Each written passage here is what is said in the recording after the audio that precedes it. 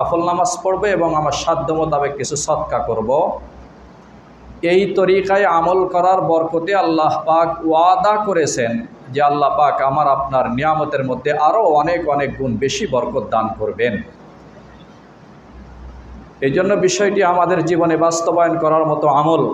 আমি যেখানে যে অবস্থায় থাকি না কেন, হঠাৎ করে আমার কোনো মুসিবতের খবর আসলো, তাহলে আমার আমল হলো 2 রাকাত নফল নামাজ পড়ে প্রথমে এই মুসিবত থেকে বাঁচার জন্য আমি আল্লাহ রব্বুল আলমিনের দ্বারস্থ হলাম যে আল্লাহ, এই মুসিবত থেকে বাঁচার জন্য, রক্ষা করার জন্য একমাত্র আপনারই পথ, আপনিই পারবেন, এছাড়া কেউ পারবে না।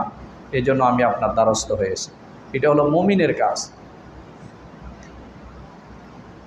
যদি আপনি আল্লাহ রব্বুল আলমিনের কাছে কোনো কিছু চান, আল্লাহ পাকের কাছে আবেদন করেন, দোয়া করেন, তাহলে সেই দোয়া আল্লাহ